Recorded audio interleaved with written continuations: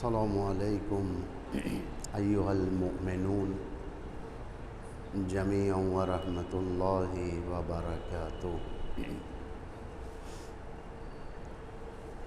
اعوذ باللہ من الشیطان الرجیم،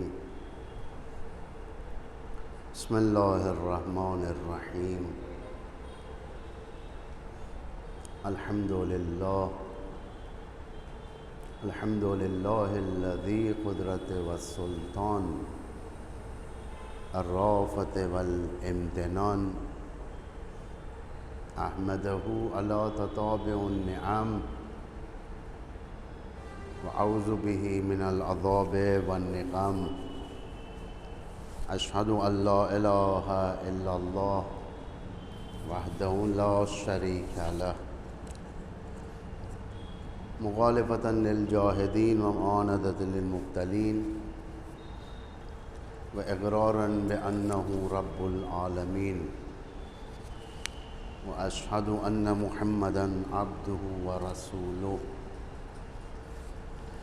صادق الامین، ختم بہ النبیین وارسلہ رحمۃ للعالمین، وصلی اللہ علیہ وآلہ اجمعین۔ فقد اوجب الصلاة علیہ واکرم مثوى لدیہ واجمل احسانہ الیہ۔ اوصیکم عباد اللہ ونفسی بتقوی اللہ۔ توصیہ کرتا ہوں خود کو اور تمام نماز گزاروں کو تقوی الہی کی طرف، اور تقوی الہی ایک مضبوط ترین سپر ہے دنیا و آخرت کے لیے، جس میں خوف خدا ہو۔ جس کے پاس خوف خدا ہوتا ہے، دنیا کی کوئی چیز کے اندر طاقت نہیں ہے کہ اسے وہ ڈرا سکے۔ تقوی الہی ایک بہترین دوا ہے اپنے نفسوں کی اصلاح کے لیے، اپنے نفسوں کی شفا کے لیے، کہ انسان جس کے ذریعے سے خدا کے نزدیک ہوتا ہے، یہ سب سے بڑا ہتھیار ہے انسانی زندگی کا۔ پس معقول ترین انسان، عاقل ترین انسان وہ ہے جو ہر قیمت پر اپنے آپ کو دنیا کے حوالے نہ کرے۔ یہ معقول انسان کی عقل کہتے ہیں، کیونکہ معمولاً انسان کا نیچر یہ ہوتا ہے کہ وہ اپنی قیمتی شے کو سستے دام پر فروخت نہیں کرتا، بیچتا نہیں ہے، حتی الامکان کوشش کرتا ہے کہ وہ اچھی قیمت حاصل کرے۔ اسے کہتے ہیں معقول۔ امام علی علیہ السلام ارشاد فرماتے ہیں کہ لیست لانفسکم ثمنا الا الجنہ، تمہارے نفوس کی قیمت، تمہاری ویلیو جنت سے کم کی نہیں ہے۔ بس جنت سے کم پر نہیں بیچو، اپنی ویلیو کی حفاظت کرنا چاہیے انسان۔ ایک انسان ایک پراپرٹی اگر سستے دام پر بیچ دیں اپنے خواہشات پورے کرنے کے لیے صرف، تو اسے عاقل نہیں کہتے، اسے کہتے ہیں بے وقوف، احمق، جس نے اپنی زحمت، اپنے اجداد کی زحمت کو سستے دام پر بیچ دیا، احمق کہتے ہیں۔ لیکن وہ انسان جو زمانے کے لحاظ سے اپنے معاملات کو رکھے. اسے زمانہ کہتا ہے عاقل. عاقل مومنین کی ایک صفت یہ ہے کہ وہ اپنے امور میں، اپنے ٹرانزیکشنز میں، یعنی روزمرہ پیسوں کے ٹرانزیکشنز نہیں ہیں، خدائی ٹرانزیکشنز میں یہ لوگ پرفیکٹ ہوتے ہیں. یہ لوگ کوئی ایسا عمل انجام نہیں دیتے جس سے یوں کہا جائے کہ خسرت دنیا والآخرہ. ایک جملہ ہے قرآن کے اندر، وہ ہے عقاب، عذاب، نار. یہ سب عذاب کے کھاتے میں ہیں. یہ سب ان اللہ شدید العقاب، یعذب اللہ، یعنی اللہ عذاب کرے گا، اللہ بندے کے اوپر سختی کرے گا. یہ ایک عذاب کے کھاتے ہیں.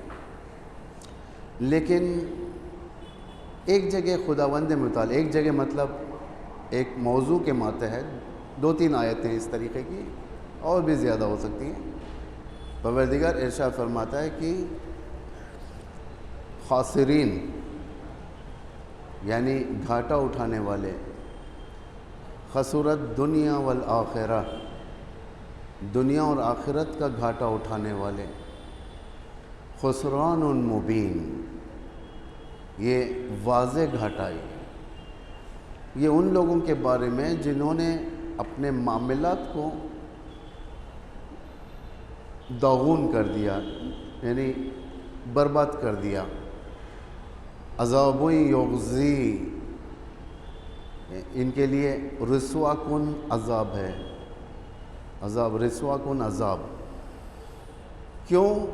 اس لیے کہ اللہ نے یہ عذاب ان پر نازل نہیں کیا ہے. اللہ ارحم الراحمین ہے، بہت زیادہ رحم کرنے والا ہے. فرعون جب غرق ہو رہا تھا، یہ گھاٹا تھا اس کے لیے. اتنا بڑا ملک مصر، جسے خداوند متعال قرآن میں ارشاد فرما رہا ہے، ملک مصر. فرعون بولتا تھا یہ میرا ملک ہے. جب گوتا یعنی پانی میں ڈوب رہا تھا، فرعون نے کہا کہ اے موسیٰ اپنے خدا سے کہو کہ مجھے بچا لے، اور میں اپنی اصلاح کروں گا، یعنی اس کے بعد شکایت کا موقع نہیں دوں گا. تو بعد میں اللہ نے کہا کہ موسیٰ سے، جب فرعون غرق ہو گیا، فرعون کا چیپٹر ختم ہو گیا، سب ہو گیا، سٹیبل ہو گئے سب بنی اسرائیل. اللہ نے کہا کہ موسیٰ اگر یہ تم سے خطاب کیے بغیر مجھے ڈائریکٹ خطاب کرتا، اے خدا مجھے بچا لے، تو میں بچا لیتا، اس کو حیات دیتا. اگر توبہ کرتا، زندگی بھی بڑھاتا اس کی، اور اس کی ریاست بھی بڑھاتا، حکومت بھی بڑھاتا، برکت دیتا میں اس کی حکومت میں. خدا اتنا مہربان ہے. یعنی دشمن، جو خدا کا دشمن، جو اس کے ربوبیت کے سامنے اس نے اپنا علم لہرایا تھا ربوبیت کا، اس کے ساتھ اس طریقے سے پروردگار نے آخر میں یہ جواب دیا تھا. اتنا مہربان اللہ. بندے سے چاہتا ہے اللہ کہ تم ایسا کام نہیں کرو جسے تم اپنے گھاٹا کر لو. گھاٹا مثلاً ایک ہوتا ہے مہر الہی، مہر الہی، رحم الہی، مرسی جسے کہا جاتا ہے، مرسی، مہربان. مہربان انسان گناہ کیا ہے، امید رکھتا ہے کہ اللہ معاف کر دیتا ہے اللہ. کیونکہ صرف یہ امید کی بنا پر بہت سارے لوگ جب جہنم میں لے کر جایا جائے گا تو یہ لوگ مڑ کر دیکھیں گے رحمت الہی کی طرف. تو اللہ فرشتوں سے کہے گا کہ روک، یہ بندہ کچھ کہنا چاہتا ہے، اسے کہنے دو. بندہ کہے گا میں تجھ پر ایک امید رکھا ہوا تھا. دعا کمیل میں بھی یہ جملہ ہے.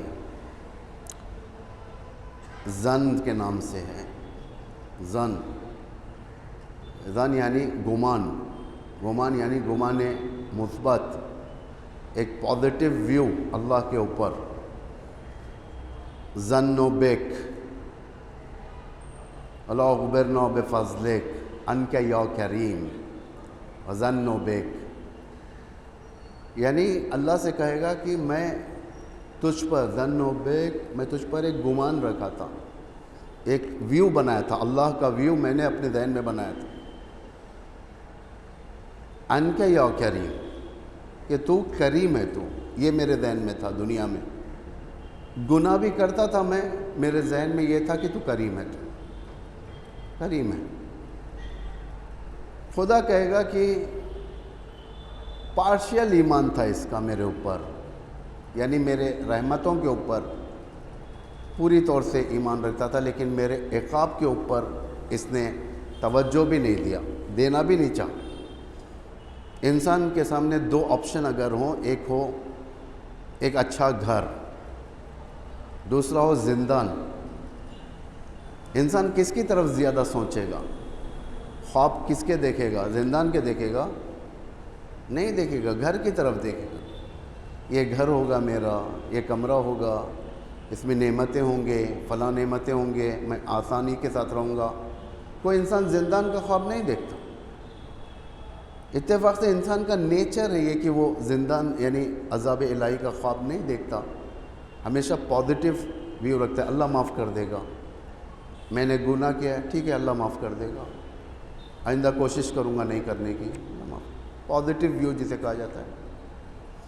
خداوند متعال فرشتوں سے کہے گا کہ اسے لوٹا دو, جنت میں بھیج دو اسے, اس لیے کہ اس نے میرے اوپر یقین رکھا ہے, یعنی ایک اچھا گمان رکھا ہے, ایک اچھا نظریہ ہے اس کا میرے بارے میں, اوپینین اچھا ہے اس کا, اسے لوٹا دو, اسے جنت کی طرف لوٹاؤ, اس کے اوپر عذاب نہیں کرو.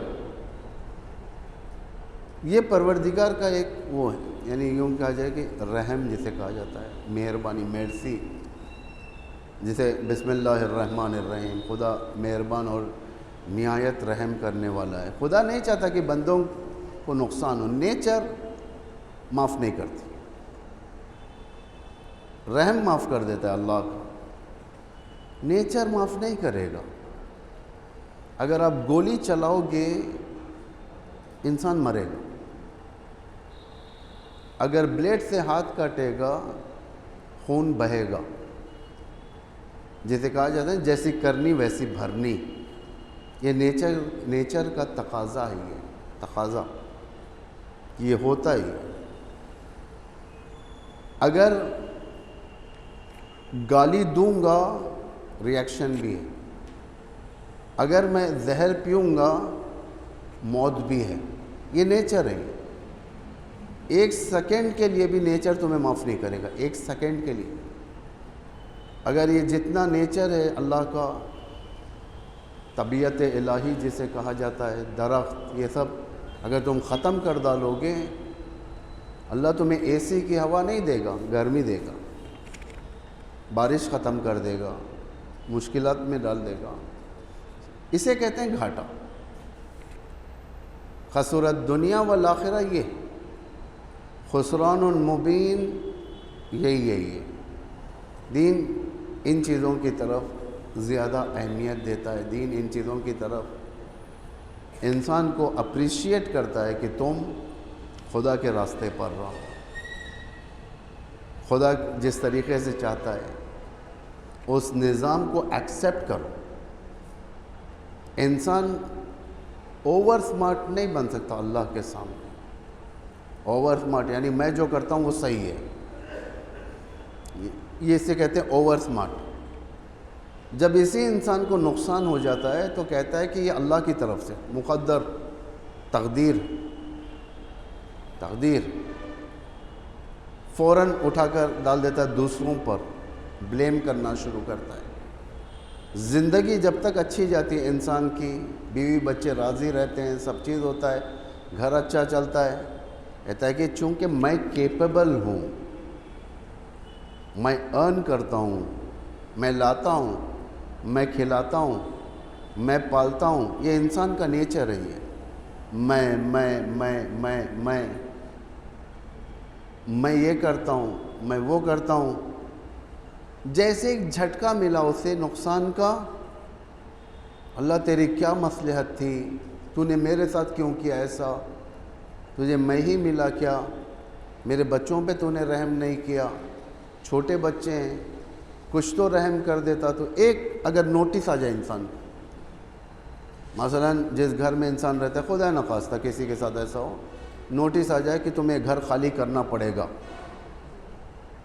دفتر کھول دے گا. یعنی جتنا منفعت انسان اپنے اوپر لیتا ہے، جتنا خلاف عقل ہو جاتی ہے بات، اللہ پر ڈالتا ہے. یہ نہیں دیکھتا، فوراً کہہ دیتا ہے کہ جادو کر دیا گیا مجھ پر، فلاں نے جادو کیا ہے، فلاں نے جادو کیا ہے. مسئلہ جادو کا نہیں ہے، مسئلہ تیرے اندر کیپیبلٹی نہیں تھی سچویشن کو سنبھالنے کے لیے. تو کبھی اللہ پر ڈھکل دیا، کبھی دوسروں پر ڈھکل دیا، دوسروں کے اوپر الزام لگا دیا، دوسروں کے اوپر. میاں بیوی میں جھگڑے ہو گئے، فوراً کہہ دیا کہ یہ خدا کو منظور نہیں تھا رشتہ، یہ اس لیے جھگڑے ہوئے، اس لیے طلاق ہونے. نہیں، تیرے اندر کیپیبلٹی نہیں تھی. انتخاب تو نے پہلے غلط کیا. انتخاب تو ظاہر دیکھ کر کیا. ظاہر بعض ہوتا ہے لوگ ظاہر دیکھ کر لیتے ہیں، باطن نہیں دیکھتے. چاہے دنیا کی کوئی چیز بھی ہو، انسان ظاہر پہلے دیکھتا ہے. بصیرت کی نگاہ، فاقد النظر، یہ ہے نا ایک حدیث ہے، جس کی بصیرت فاقد البصر، جس کی بصیرت نہیں ہوتی وہ اس کا گہرا ویو نہیں ہوتا، گہری نگاہ اس کی نہیں ہوتی. وہ ہمیشہ کچھ نہ کچھ نقصان میں رہتا ہے. ہمیشہ ظاہری لگژوری چیزوں کے اوپر اپنے آپ کو بیچنا شروع کر دیتا ہے.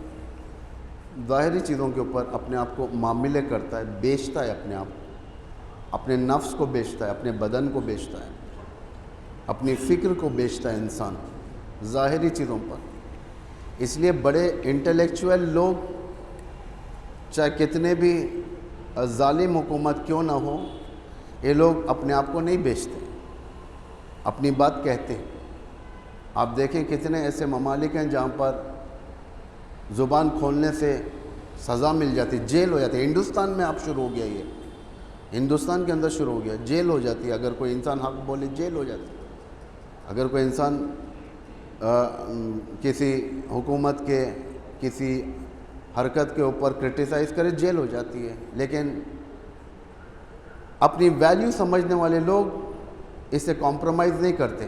یہ لوگ جاتے ہیں، آخر تک جاتے ہیں، جا کر اپنے آپ کو حق بات کہتے ہیں، بیچتے نہیں ہیں. جبکہ ان کو سامنے آفرز آتے ہیں، باقاعدہ پیسے کے آفرز آتے ہیں، گھروں کے آفرز آتے ہیں، لیکن نہیں بیچتے. لوگ جانتے ہیں اپنی حقیقت کیا ہے، اپنی ویلیو کیا ہے جانتے ہیں. لیکن جو چیپ لوگ ہوتے ہیں وہ لوگ جلدی کمپرومائز کرتے ہیں. چیپ لوگ، بڑے لوگ کا فرق اور چیپ لوگوں کا فرق، جو بڑے لوگ اور چیپ جسے کہتے ہیں ہماری زبان میں، بھائی یہ چیپ آدمی ہے، سستا آدمی ہے، اہمیت نہیں ہے. بڑے لوگوں کا اور چیپ لوگوں کا فرق اتنا ہی ہے، بڑے لوگ، چیپ لوگ اگر نماز بھی پڑھیں گے اس نماز کے اندر دنیا کو ملائیں گے. چیپ لوگوں کی علامت ہے یہ. نماز بھی پڑھیں گے، مثلا اگر ان سے کہا جائے کہ 1-2 رکعت نماز امام زمانہ کے لیے پڑھو، چیپ لوگ دیکھیں گے کہ مجھے فائدہ کیا ہوگا امام زمانہ کے لیے نماز پڑھنے سے، دنیا میں کیا فائدہ ہوگا، میرے مال میں اضافہ ہوگا کیا، گھر میں مصیبتیں نہیں آئیں گی کیا، یعنی یہ فائدے دیکھیں گے، فائدے.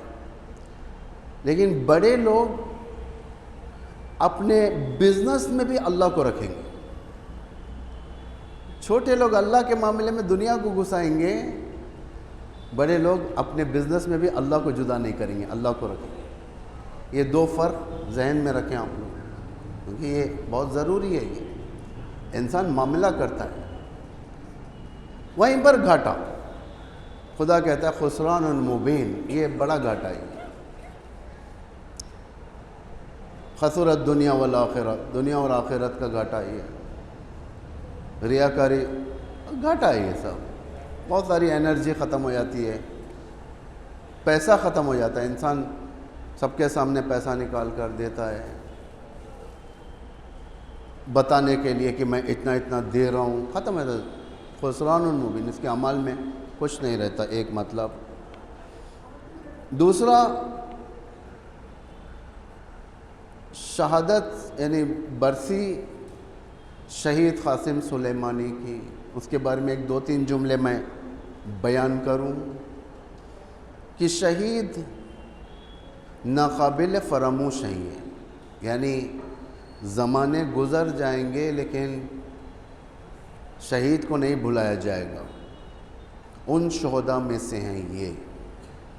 3 دن پہلے کی بات ہے یہ، امریکہ کے کسی جرنلسٹ نے، سینئر جرنلسٹ نے ایک تصویر ڈال کر شہید کے جنازے کی، جس میں ملینز تشریح جنازے کے لیے تھے، اس نے لکھا ہے کہ امریکن ہسٹری میں میں نے کسی جنرل کا اتنا شان و شوکت کا جنازہ نہیں دیکھا تھا، اور یہ یقیناً صرف امریکن جنرلز کا نہیں بلکہ دنیا کے کسی بھی جنرل کا جنازہ اس طریقے سے نہیں دیکھا جا سکتا، اس شان سے جس شان سے آپ کا جنازہ تشریح ہوا تھا۔ ملینز، یعنی بہت زیادہ مجمع، خود نجف، بغداد، پھر نجف، پھر کربلا میں، پھر ایران میں تہران میں، قم میں، مشہد میں، کرمان میں، اتنا زیادہ مجمع، اگر سارے مجمع کو اکٹھا کر دیا جائے ایک جگہ تو لگ بھگ 2 یا 2.5 کروڑ یا اس سے زیادہ اس شہید کو مجمع ملا، جو تاریخی مجمع تھا۔ یہ پاپولیرٹی دین و دنیاوی لحاظ سے تھی شہید کی۔ شہید کے خصوصیات میں سے ایک خصوصی اور عالی ترین بات یہ ہے، شہید کبھی بھی رزمی لباس سے باہر نہیں آئے، کبھی بھی، یعنی جب سے جوانی سے میدان جنگ کا مورچہ سنبھال رہے تھے، اپنی شہادت تک رزمی لباس میں تھے، ہمیشہ اپنے آپ کو امیر المؤمنین کا غلام بنا کر رکھا تھا۔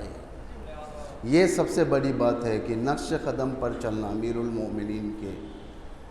امیر المؤمنین فرماتے ہیں کہ 16 سال کی عمر سے، یعنی امام 16 سال کی عمر سے شہادت تک میں رزم میں تھا، یعنی ایک لمحے کے لیے بھی ریسٹ نہیں دیا اپنے آپ، ایک لمحے کے لیے نہ ریٹائرمنٹ تھا امام کو، یعنی اتنے بہترین، اتنی بڑی نصرت دین کا جو جذبہ ہوتا ہے، ایسے امام سے وہی لے سکتا ہے جو ان کا حقیقی معنی میں شیعہ ہو۔ غیور ترین مرد بے نسبت دین کے نسبت ایک جنرل ہے، یہ نماز شب کا پابند، کہ زندگی میں کبھی نماز شب کو ہاتھ سے جانے نہیں دیا، نماز شب کا پابند، ہمدرد، غریبوں کا ہمدرد، شہداء کا ہمدرد، یتیموں کا باپ۔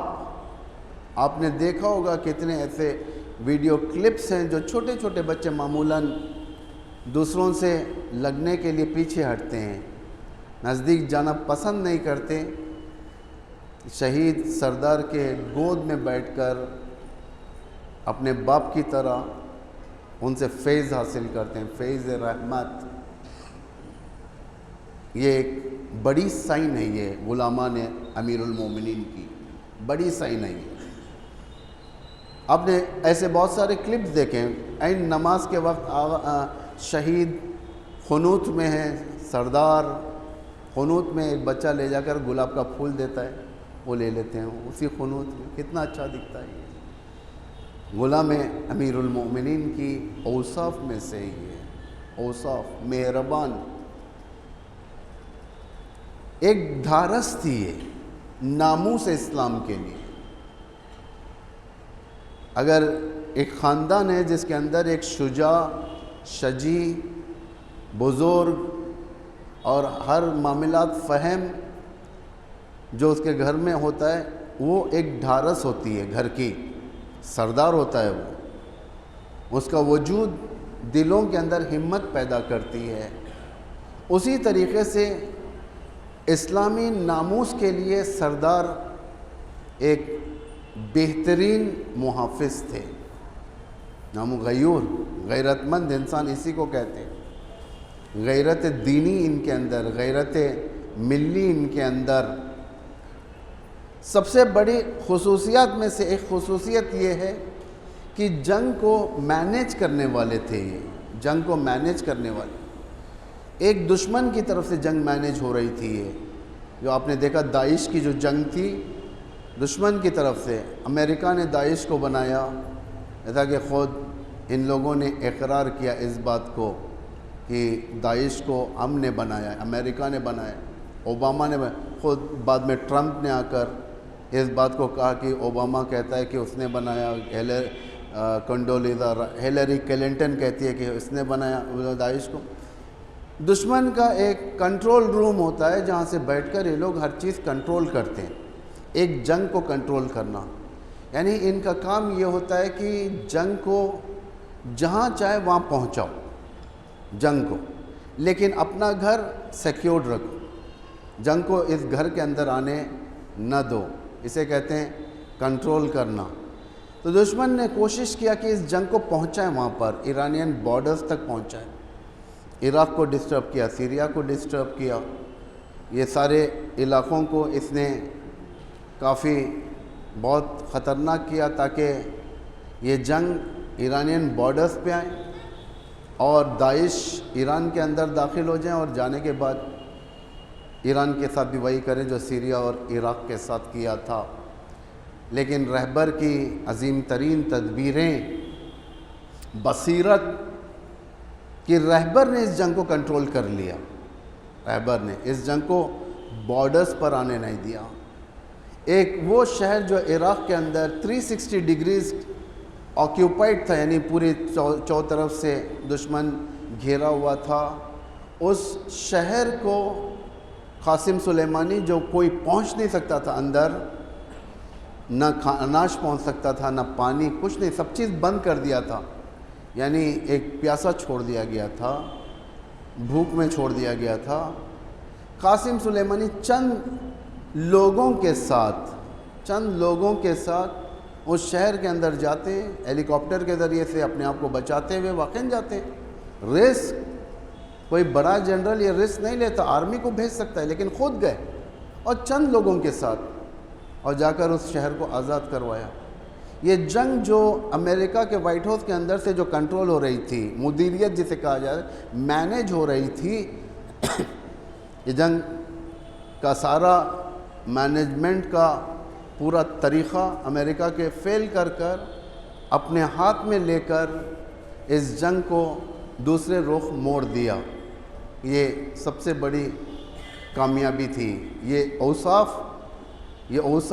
پیروی حضرت ابوالفضل العباس کے اوصاف تھے، پیروی ہے کہ دشمن چاہ رہا تھا کہ کربلا کو 360 ڈگریز پورا گھیریں اور ایک ساتھ ختم کریں، لیکن حضرت عباس نے جو تدابیر بیان کیے تھے کہ اپنا سنگر محفوظ رہیں، پیچھے سے خندق کھود دیا تاکہ سامنے ایک طرف ڈائریکشن رہے ان کا، پھر اس کا جتنا ہو سکے یزید کے لشکر کو دوسرے جگہ پر کربلا کے انگیج رکھا۔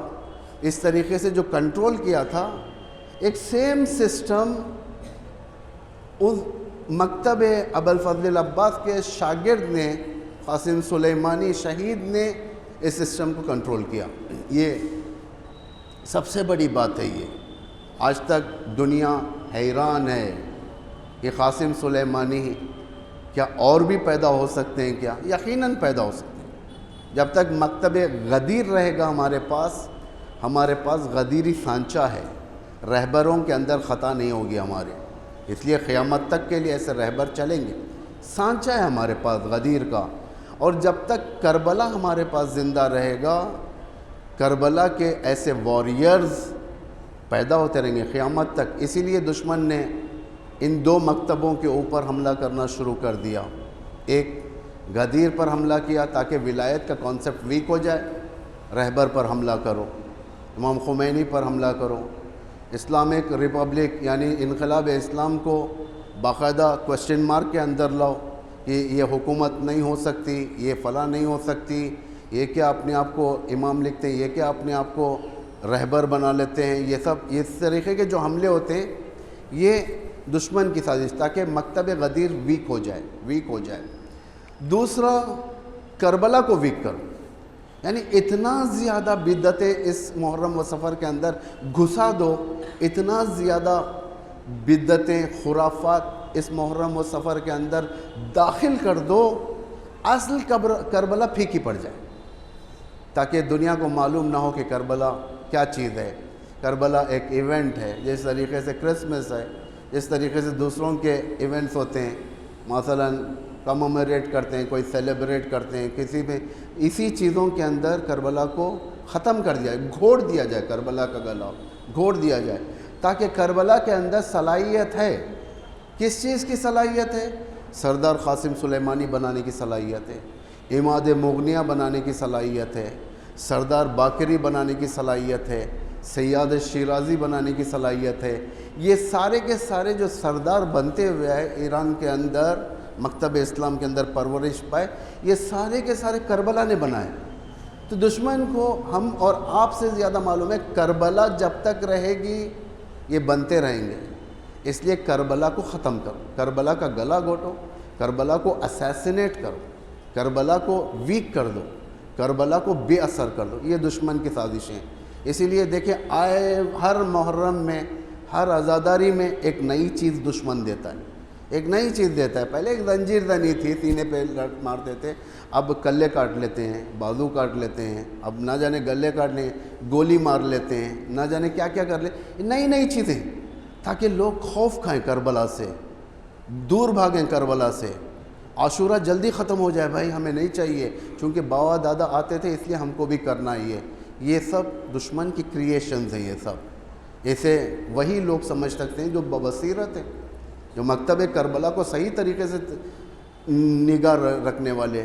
قاسم سلیمانی ہمارے لیے زندہ مثال ہے. اس طریقے کے شہداء، ابو مہدی المہندس زندہ مثال ہے ہمارے لیے. اور امریکہ یہ سمجھ رہا تھا کہ ان کے ختم ہونے کے بعد سارا ماجرا ختم ہو جائے گا، بربادی ہو گئی اور زیادہ. امریکہ اس وقت بدترین پوزیشن پہ. سعودی اپنا آنکڑا بدل رہا ہے، ایک سمارٹ سٹی بنانے والا ہے جس میں عیاشیاں رکھنے والا ہے تاکہ رنگ بدل رہا ہے. امریکہ روزانہ نہ چاہ رہا ہے سعودی کو. دیگر عربی ممالک ان کے دم اندر سے گھٹ رہے ہیں. اب یہ جلدی دم توڑنے والے لوگ ہیں، یہ جلدی دم توڑنے والے لوگ ہیں، یہ زیادہ نہیں چل سکتے. اور برطرف مقابل یہ مکتب ولایت تیزی کے ساتھ نفوذ کر رہا ہے، تیزی کے ساتھ ظہور کی طرف جا رہا ہے. اس کی مبارکبادی ہے، واقعی مبارکبادی ہے. یہ سب نعمت ہے. ہمارا کام ہے اس نعمتوں کی حفاظت کریں، اس کے صاحب کے آنے تک، اور اس کے بعد امام زمانہ کے ناصر بھی بنے. بسم اللہ الرحمن الرحیم. والعصر ان الانسان لفی خسر الا الذین آمنوا وعملوا الصالحات وتواصوا بالحق وتواصوا بالصبر.